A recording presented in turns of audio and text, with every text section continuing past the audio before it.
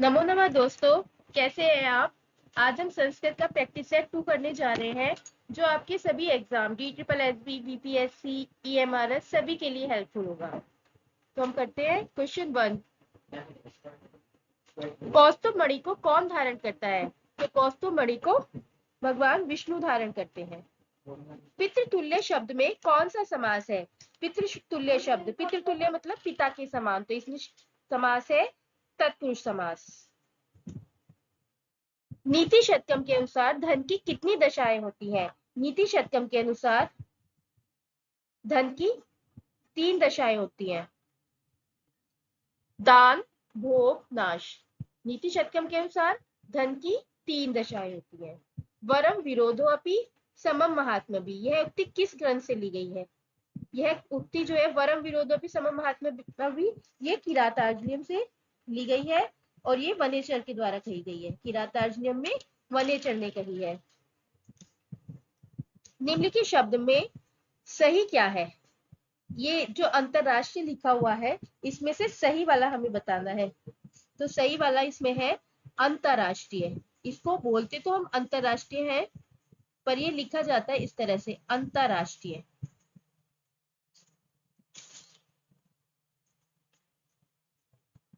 ग्रीष्म ऋतु से संधि होने पर क्या शब्द बनता है? तो ग्रीष्म ऋतु से संधि होने पर ग्रीष्म ऋतु बनता है। ये ग्रीष्म धन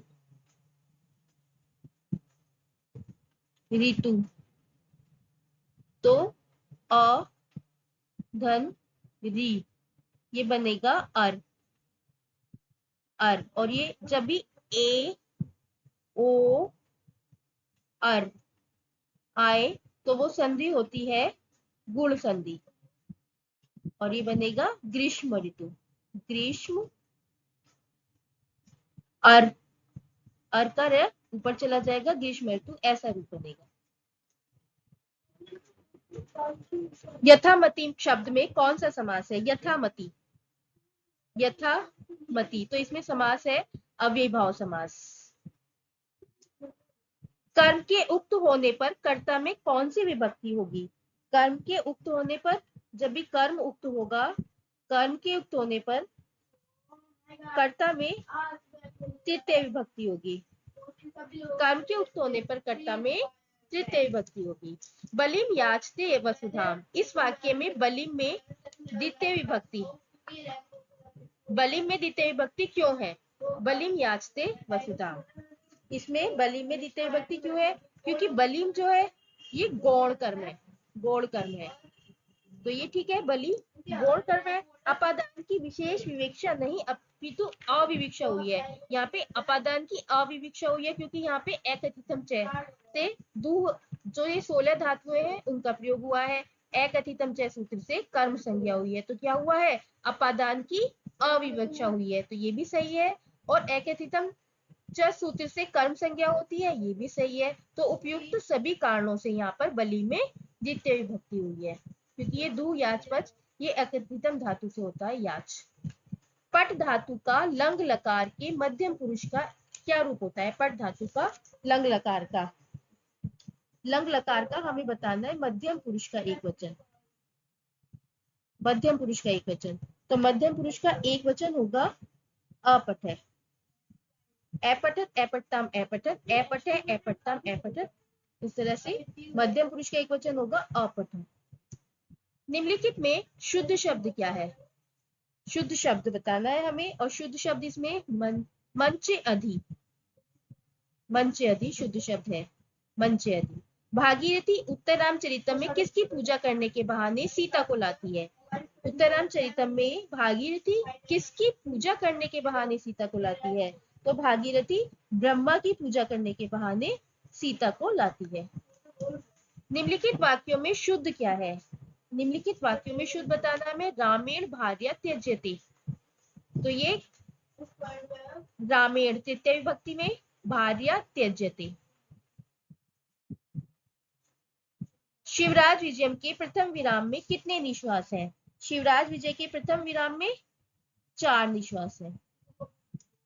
मेघदूत में प्रयुक्त छंद के प्रत्येक चरण में कितने अक्षर होते हैं? तो मेघदूत में जो छंद है उसके प्रत्येक चरण में 17 अक्षर होते हैं। और छंद कौन सा है? ये छंद है मंदाक्रांता। इसके प्रत्येक चरण में 17 अक्षर होते हैं। क्रिया से कौन उक्त होते हैं? तो क्रिया से उक्त होते हैं कर्ता। कर्ता भी क्रिया से उक्त होता है, कर्म भी क्रिया से उक्त होता है, भाव भी क्रिया से उक्त होता है। तो इसका आंसर आएगा ये सभी। शुकनास के उपदेश के पश्चात प्रसन्न हृदय वाला राजा कहा गया। जब शुकनास ने उपदेश दिए तो राजा चंद्रपीड़ को उपदेश दिए तो राजा चंद्रपीड़ कहाँ गया? राजा चंद्रपीड़ उपदेश के बाद अपने भवन गया। गद्य काव्य की बाणभट्ट की कृतियों की संख्या। बाणभट्ट की कृतियों की संख्या है 2, कादम्बरी और हर्षचरितम। सुखी सुखी शब्द का तृतीय एक वचन में क्या रूप होगा? सुखी शब्द का तृतीय एक वचन में रूप बनेगा, तृतीय एक वचन में बनेगा सुखिया। जैसे नदी का बनता है नदिया, ऐसी ही सुखी का बनेगा सुखिया। बाणभट्ट के गद्य की रीति क्या है? बाणभट्ट के गद्य की रीति, बाणभट्ट के गद्य की रीति है पांचाली। और जो वैदर भी है ये कालिदास के गद्य की, कालिदास के नाटक में जो है वैदर भी है और बाणभट्ट के गद्य की रीति है पांचाली। नायक कितने प्रकार के होते हैं? नायक 4 प्रकार के होते हैं। यक्ष की प्रवास की अवधि क्या थी? तो जो यक्ष को प्रवास मिला था उसकी अवधि थी 1 वर्ष। अस्मत् शब्द का पंचमी एक वचन में क्या रूप होता है? अस्मत् शब्द का पंचमी एक वचन में हमें रूप बताना है तो पंचमी एक वचन में मत बनेगा। मां ब्रूहि दीनम वचय, यह उक्ति किस ग्रंथ से संबंधित है? यह उक्ति किस ग्रंथ से संबंधित है? तो मां ब्रूहि दीनम वचय ये किससे संबंधित है? नीति शतकम में आई है ये उक्ति। कादम्बरी निम्नलिखित में से क्या है? कादम्बरी क्या है? कादम्बरी कथा है। निम्नलिखित में सही शब्द क्या है? हमें इसमें सही शब्द बताना है तो सही शब्द है हमारा उपयुक्त।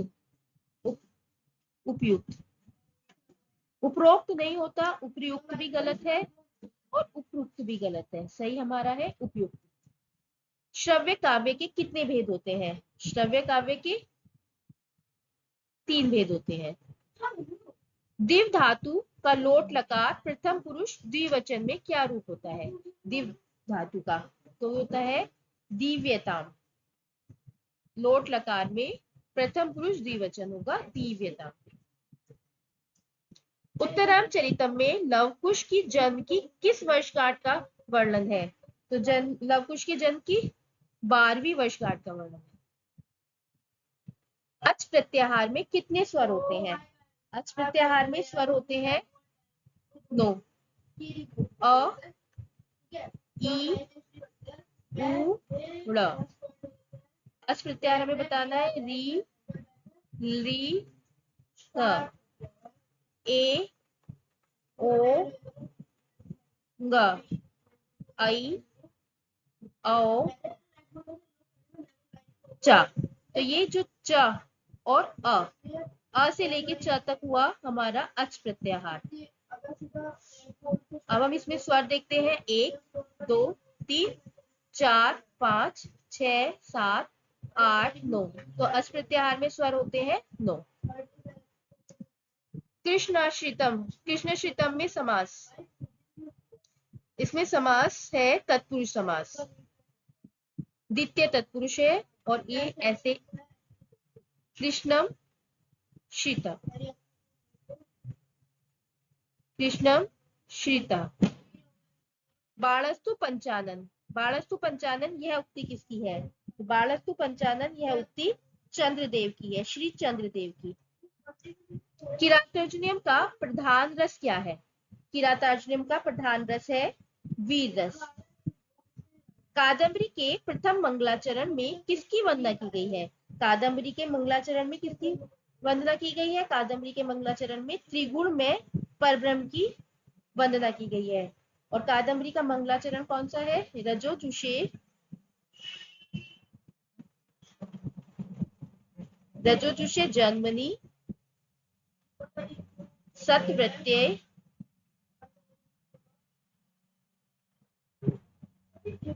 सत्वृत्तये स्थितौ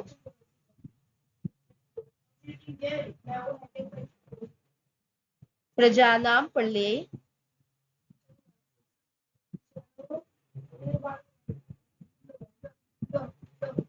तमे स्पृशे।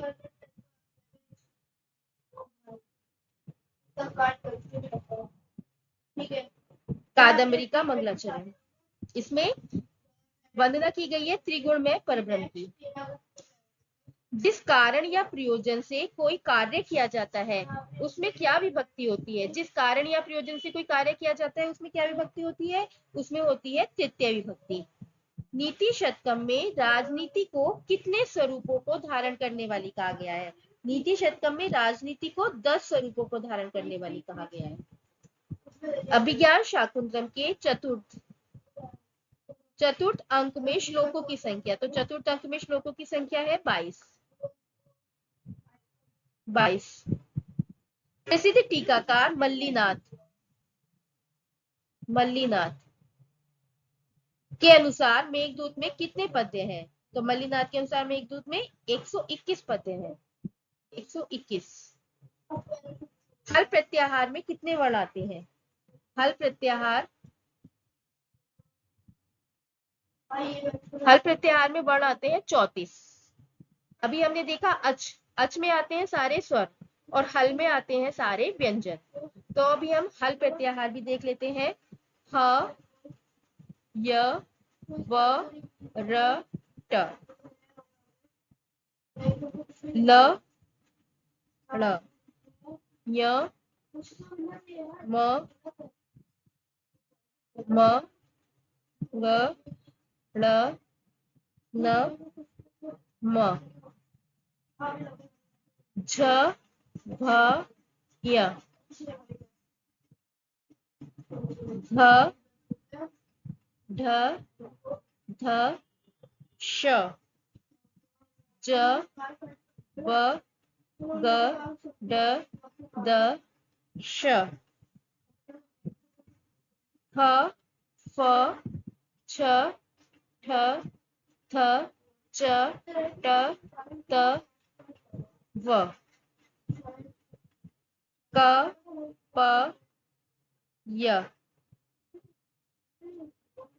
क, प, य, श, स, र, ह, ल। ये हो गया हल प्रत्याहार। ये हमारा ह से यहाँ से शुरू होकर ये आया है ल तक, तो ये हो गया हल प्रत्याहार। इसमें आ जाते हैं सभी व्यंजन।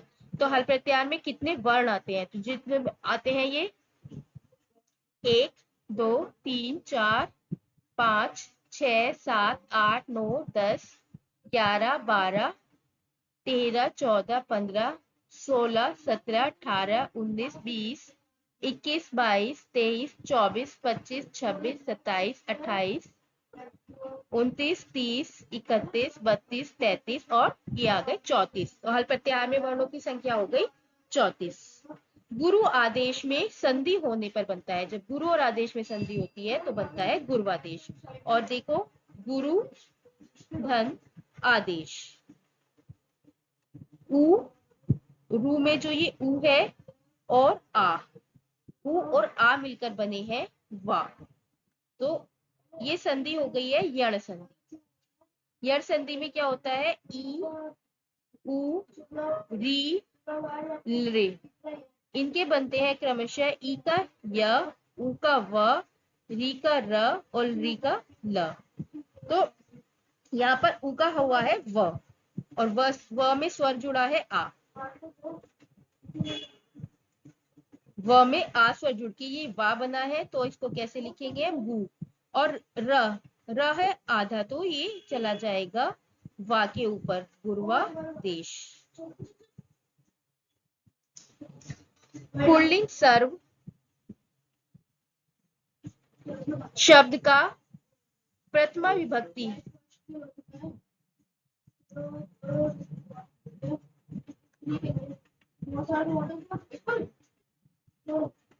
पुल्लिंग सर्व शब्द का प्रथमा विभक्ति बहुवचन में क्या रूप है होता है? सर्व शब्द का प्रथमा विभक्ति बहुवचन में रूप में बताना है, तो पुल्लिंग में बनते चलते हैं रूप सर्वे,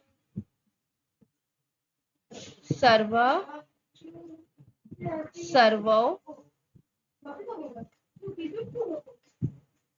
सर्वौ, सर्वे, सर्वे, सर्वौ, सर्वे। यहाँ पूछा है प्रथमा विभक्ति का बहुवचन सर्वे, तो ये सर्वे। विपदी, धैर्य, यथा, अभ्युदय, क्षमा, यह उक्ति किस ग्रंथ से संबंधित है? तो ये उक्ति संबंधित है नीति शतकम से। नीति शतकम। चुर धातु के संबंध में क्या सही कथन है? चुर धातु के संबंध में, चुर धातु में ऋच प्रत्यय नहीं लगता है। चुर धातु में ऋच प्रत्यय नहीं लगता है, तो ये गलत है। चुर धातु में ऋच प्रत्यय लगता है। चुर धातु से स्वार्थ में ऋच प्रत्यय होता है, तो ये सही है। चुर धातु से स्वार्थ में ऋच प्रत्यय होता है। चुर धातु में ऋच प्रत्यय लगाना ऐच्छिक है, ये भी गलत है। चुर धातु केवल आत्मनेपदी धातु है, ये भी गलत है, क्योंकि ये परस्मैपदी भी होती है। रूपक के कितने भेद होते हैं? तो रूपक के 10 भेद होते हैं। रूपक के 10 भेद होते हैं। कौन कौन से? नाटक, नाटक, प्रकरण, भाड़,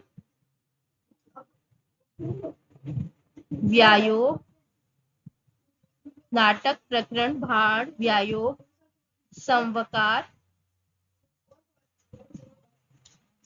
डिम, इहामृग,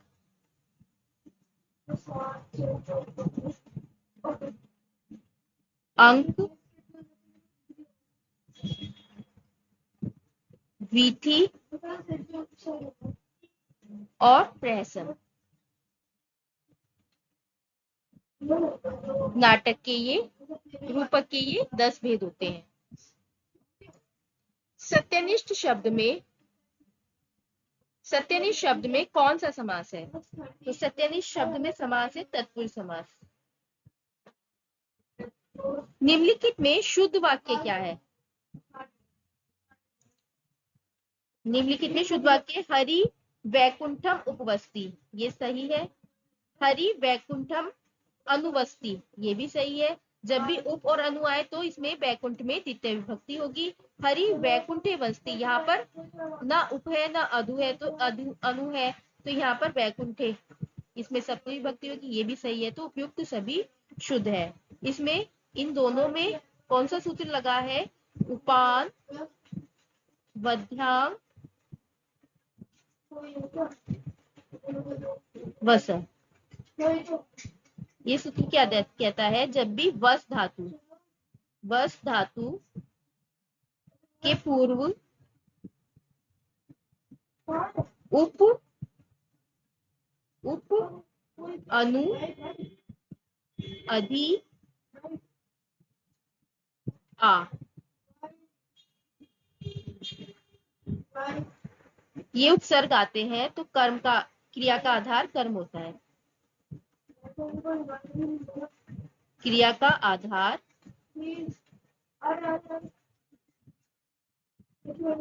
कर्म होता है। ठीक है। उपान वध्यांग वस, इस सूत्र से हरि वैकुंठम उपवस्ति और हरि वैकुंठम अनुवस्ति, दोनों ही में क्रिया के आधार में कर्म धातु आई है। उत्तरामचरित में अदृश्य रूप में सीता किसके साथ पंचवटी में आती है? तो सीता तमसा के साथ पंचवटी में आती है। भाववाच्य के लिए निम्नलिखित में क्या सही नहीं है? हमें बताना है क्या सही नहीं है भाववाच्य के लिए। जो नहीं है वो बताना है। भाववाच्य तभी जब क्रिया अकर्मक हो, तो ऐसा तो नहीं है कि भाववाच्य तभी होगा जब क्रिया अकर्मक होगी। सकर्मक, क्रिया सकर्मक हो तब भी भाववाच्य हो जाता है, तो यही गलत है। कर्ता तृतीयांत होता है। हाँ, भाववाच्य का कर्ता जो है तृतीयांत होता है। क्रिया केवल प्रथम पुरुष एक वचन में प्रयुक्त, क्रिया केवल प्रथम पुरुष एक वचन में प्रयुक्त होती है। भाववाचक में क्रिया कर्ता के अनुसार होती है। भाववाचक में क्रिया कर्ता के अनुसार। गद्य काव्य के कितने भेद हैं? गद्य काव्य के 2 भेद है। कौन कौन से भेद है गद्य काव्य के? कथा और आख्यायिका।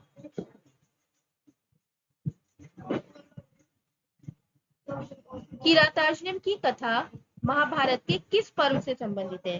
किरातार्जुनीयम की कथा महाभारत के वन पर्व से संबंधित है। रूपक के भेदक तत्व जिनके आधार पर उनमें अंतर किया जाता है। अभी हमने रूपक के भेद देखे हैं, रूपक के भेद 10 है, नाटक वगैरह, और इन जिनके आधार पर उनमें अंतर किया जाता है वे कितने हैं? तो वे है 3। एक तो हम बोलेंगे कथावस्तु, कथावस्तु, और इसमें नायक और रस, इन तीनों के आधार पर उस पर अंतर किया जाता है। मेघदूत में मेघ के मार्ग में निम्नलिखित में से क्या नहीं है? तो मेघ के मार्ग में नर्मदा नदी भी आती है, विदिशा भी, उज्जैनी भी। क्या नहीं आता? अयोध्या। शुद्ध वाक्य बताइए। शुद्ध वाक्य। वर्षायाम न गंतव्य, वर्षायाम न गंतव्य रॉन्ग। वर्षायाम न गंतव्यम, ये भी रॉन्ग। वर्षायाम न गंतव्य, क्योंकि यहाँ पर वर्षायाम नहीं आएगा, यहाँ क्या आएगा? वर्षासु। पराभव अपि उत्सव एवं मानी नाम, पराजय भी उत्सव ही माना जाता है किनका? मानियों का। यह वचन किस ग्रंथ से लिया गया है? ये तो यह वचन किरातार्जुनीयम से लिया गया है। निम्नलिखित शब्दों में कौन शुद्ध है? निम्नलिखित शब्दों में शुद्ध बताना है हमको। तो भूपति, इसमें शुद्ध है भूपति।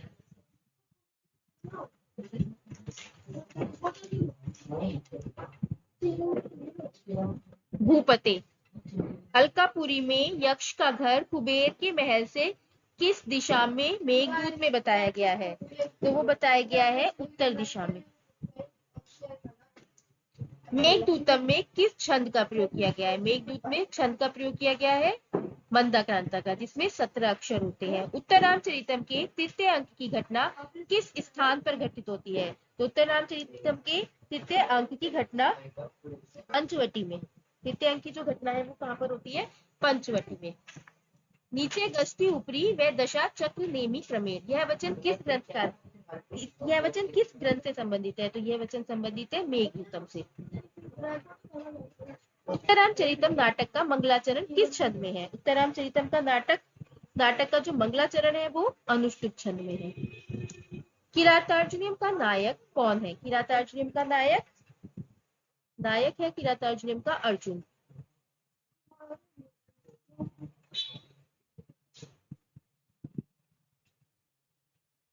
अर्जुन।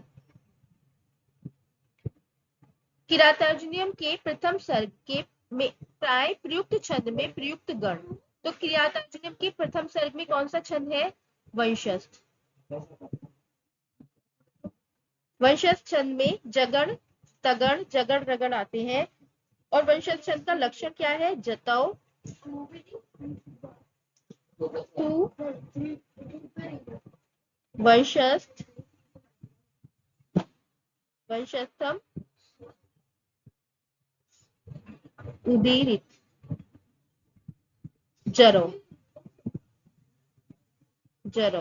तो इस तरह से एक तो जगण, ये ज का जगण, जतौ, त का तगण, और यहाँ ज,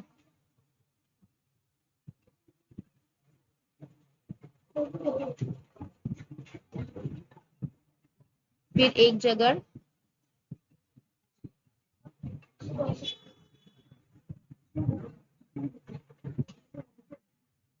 जगण, और फिर एक रगड़, ये जगड़ और ये रगड़। तो इस तरह से एक जगड़, एक तगड़, फिर जगड़ और रगड़। क्रिया अकर्मक होती है जब, यहाँ पर हमें गलत विकल्प को चुनना है।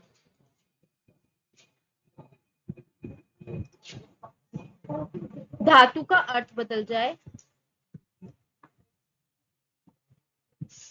धातु का अर्थ बदल जाए, धातु के अर्थ में कर्म समाविष्ट हो, धातु का कर्म अत्यंत प्रसिद्ध हो, या कर्म शब्दों में लिखा न हो। तो गलत विकल्प चुनना है, तो इसका गलत विकल्प है कर्म शब्दों में लिखा ना हो, और ये सब सही है। धातु का अर्थ बदल जाए, धातु के अर्थ में कर्म समाविष्ट हो, धातु का कर्म अत्यंत प्रसिद्ध हो, अकारांत पुल्लिंग प्रथम शब्द का तृतीय विभक्ति बहुवचन का क्या रूप है? अकारांत पुल्लिंग में, अकारांत पुल्लिंग हमारे कैसे बालक की तरह चलते हैं, बालके, इन्होंने पूछा है तृतीय विभक्ति बहुवचन, तो कैसे चलेगा? बालके, बालकौ, बालका। ये तो हो गया प्रथमा विभक्ति का। बालकम,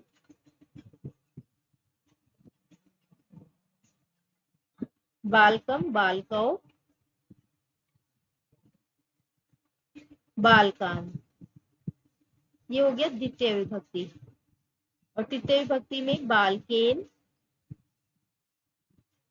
तो इन्होंने पूछा है तृतीय विभक्ति का बहुवचन, बालकेन, बालकाभ्याम,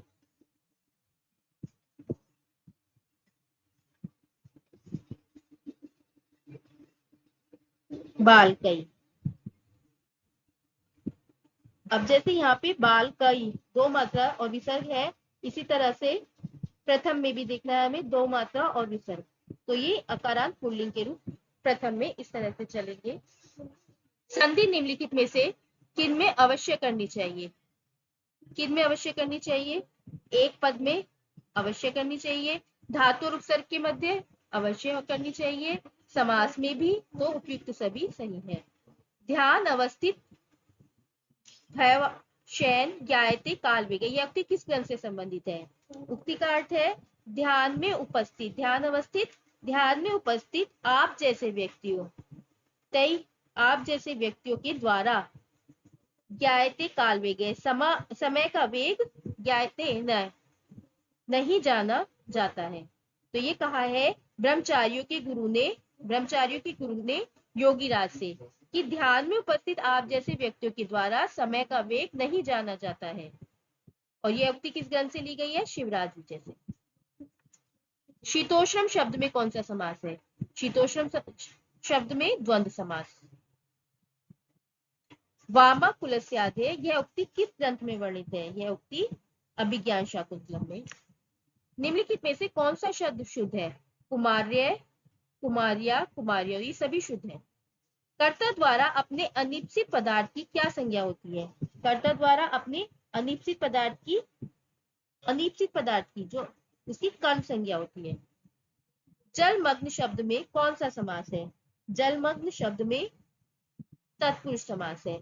जब कोई क्रिया कृदंत रूप से प्रकट की जाती है तो उस क्रिया के कर्ता अथवा कर्म में कौन सी विभक्ति का प्रयोग होता है? कर्ता अथवा कर्म में कौन सी विभक्ति का प्रयोग होता है? तो उसमें षष्ठी विभक्ति का प्रयोग होता है। और ये सूत्र है कर्तृकर्मणो कृति, सूत्र है कर्तृकर्मणो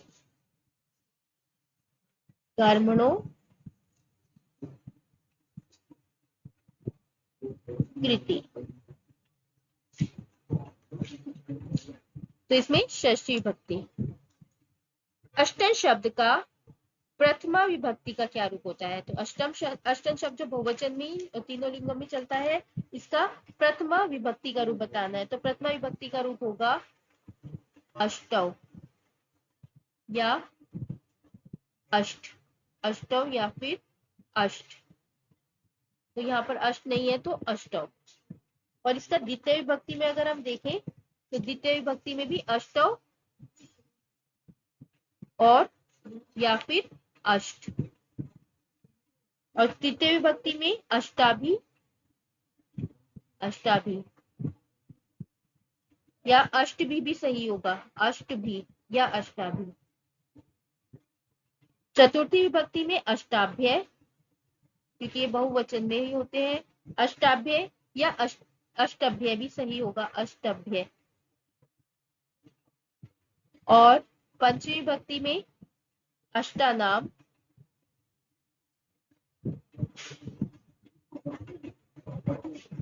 अष्टासु या फिर अष्टसु भी सही होगा। ठीक है, तो इसमें आएगा प्रथमा विभक्ति में अष्टौ या फिर अष्ट। नाट्य में कितने रस होते हैं? तो नाट्य में रस होते हैं 8।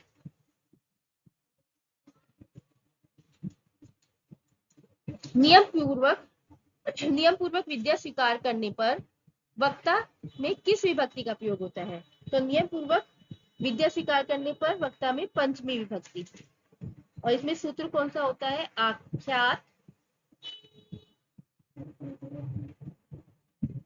आख्यात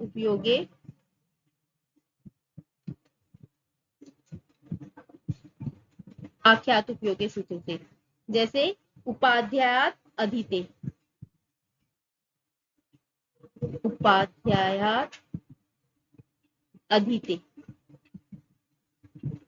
उपाध्याय से पढ़ता है। सुख रित में संधि होने पर क्या शब्द बनेगा? तो सुख रित में संधि होने पर शब्द बनेगा सुखार। कादम्बरी का उपजीव्य ग्रंथ है व्रत कथा। निम्नलिखित में कौन सा शुद्ध शब्द है? निम्नलिखित में शुद्ध शब्द है दारा। क्रुद्ध, द्रुह, ईर्ष्या धातु तथा इनके समान अर्थ वाली धातुओं के युग में जिस पर क्रोध किया जाता है उसकी क्या संज्ञा होती है? तो उसकी संज्ञा होती है संप्रदान संज्ञा। भू धातु का लोट लकार मध्यम पुरुष के बहुवचन में क्या रूप बनता है? तो इसमें बनता है भवत। लोट लकार मध्यम पुरुष के बहुवचन में, लोट लकार में रूप चलेंगे भवतु, भवता, भवंतु, भव, भवतम, भवत। तो इसका सही होगा बहुवचन में भवत। महाकवि भवभूति की कितनी रचनाएं हैं? महाकवि भवभूति की 3 रचनाएं हैं। कौन कौन सी? एक तो उत्तरामचरितम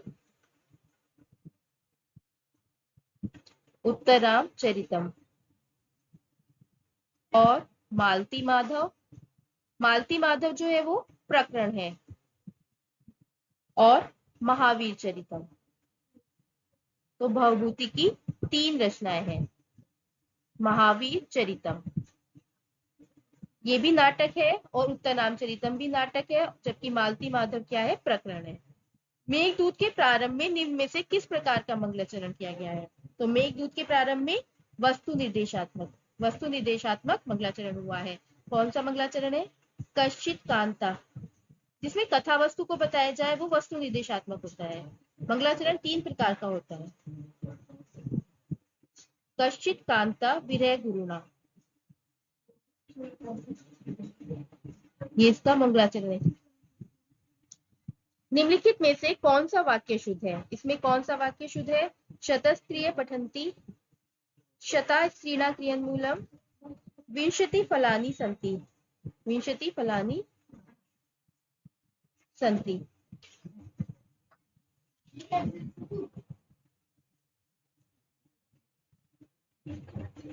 त्रिंशता बालिका पठन्ति। युवन शब्द का प्रथमा बहुवचन में क्या रूप बनेगा? युवन शब्द का प्रथमा बहुवचन में, तो प्रथमा में युवन के रूप चलेंगे युवा, युवानौ और युवाने। युवा, युवानौ, युवाने बहुवचन। निम्नलिखित में से कौन सा वाक्य शुद्ध है?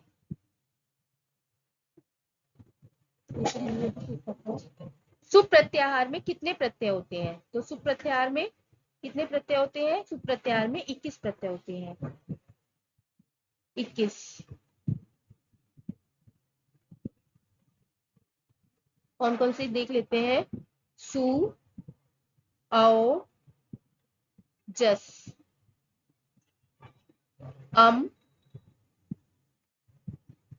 और, शस, टा, भ्याम, हिस, ये,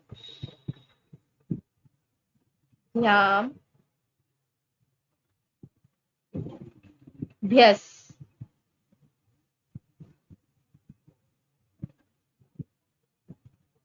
सी, भ्याम भ्यस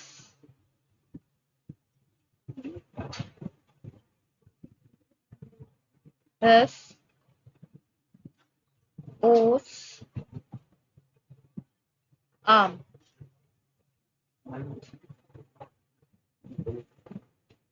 डी ओस और सुप। तो ये सु से लेकर ये प तक 21 प्रत्यय होते हैं। तो ये सुप्रत्याहार में आने वाले 21 प्रत्यय जिसके अनुसार शब्द रूप चलते हैं। अव्यय शब्दों में किस विभक्ति प्रत्यय का लोप होता है? अव्यय शब्दों में किस विभक्ति प्रत्यय का लोप होता है? तो इसमें प्रथमा का लोप होता है। अव्यय शब्दों में प्रथमा विभक्ति का प्रत्यय का लोप होता है। चोर भयम में कौन सा समास है? चोर भयम में तत्पुरुष समास है। पुष्प धनवा किसे कहा जाता है? पुष्प धनवा कहा जाता है कामदेव को। संस्कृत वाङ्मय में सर्वप्रथम गद्य का प्रयोग किस ग्रंथ में हुआ? तो सर्वप्रथम गद्य का प्रयोग यजुर्वेद में हुआ। तिंग प्रत्याहार में कितने प्रत्यय आते हैं? अभी हमने देखे सुप्रत्याहार के 21 प्रत्यय और तिंग प्रत्याहार के में आते हैं 18 प्रत्यय। 18 प्रत्यय धातु में जो लगते हैं परस्मैपदी और आत्मनेपद में। इस 18 प्रत्यय हम देख लेते हैं। अगर तिप तिंग प्रत्याहार के तिप तस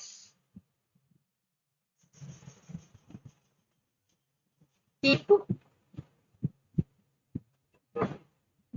तस जी सिप सिप थस थ मिट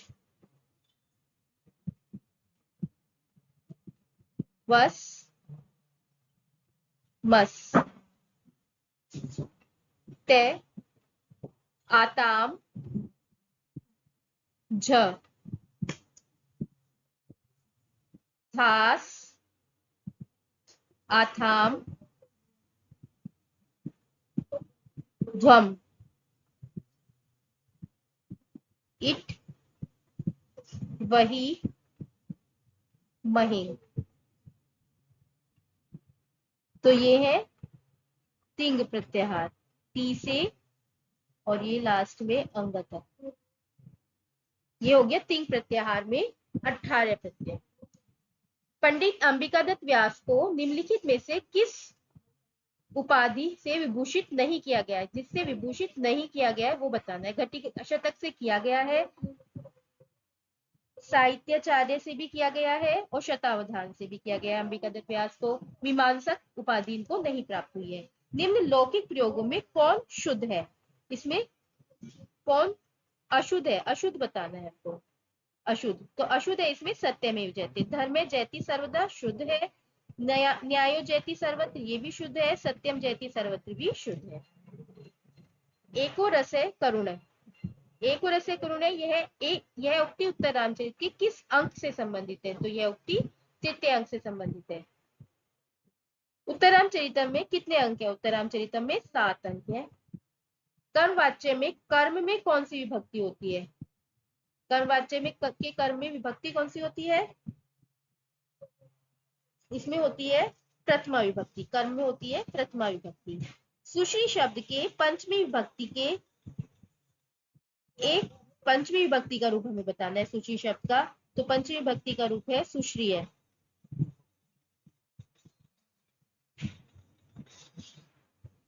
निम्नलिखित में से युष्मत शब्द के लिए सही कथन। युष्मत शब्द के लिए सही कथन। तो युष्मत शब्द जो है वो मध्यम पुरुषवाची है। संबोधन शब्द के ठीक बाद में प्रयोग वर्जित है। तो मध्यम पुरुषवाची है, संबोधन शब्द के ठीक बाद में प्रयोग वर्जित है, ये भी ठीक है। तीनों लिंगों में एक समान रूप होते हैं। तीनों लिंगों में एक समान होते हैं। तो उपयुक्त सभी सही है युष्मत के संबंध में।